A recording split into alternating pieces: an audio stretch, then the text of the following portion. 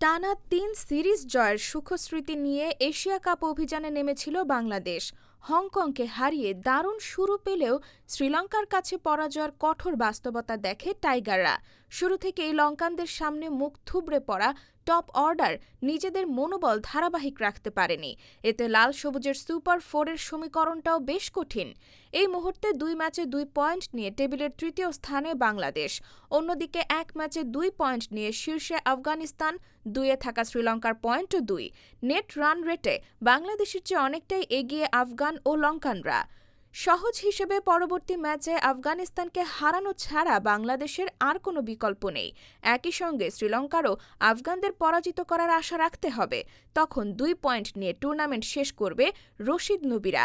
এতেই সুপার ফোরের টিকেটের জন্য লড়াইয়ে টিকে থাকা সম্ভব হবে, যার অর্থ ৬ পয়েন্ট পাওয়া শ্রীলঙ্কার সঙ্গে সুপার ফোরে পৌঁছে যাবে টাইগাররা। তবে আফগানদের কাছে হেরে গেলে বাংলাদেশের সুপার ফোরে খেলার স্বপ্ন কার্যত শেষ হয়ে যাবে। তখন অন্য ম্যাচগুলোর দিকে তাকিয়ে থাকতে হবে। সেক্ষেত্রে হংকং ও আফগানিস্তান যদি লঙ্কানদের হারিয়ে দেয়, তাহলে বাংলাদেশ, হংকং ও শ্রীলঙ্কার পয়েন্ট হবে ২। এরপর নেট রান রেটে এগিয়ে থাকা দল যাবে সুপার ফোরে। আগামী ১৬ সেপ্টেম্বর আফগানিস্তানের বিপক্ষে টাইগারদের কঠিন পরীক্ষা, যার রং পরবর্তী ভাগ্য নির্ধারণ করবে। এর আগে ১৫ সেপ্টেম্বর হংকংয়ের বিপক্ষে খেলবে শ্রীলঙ্কা।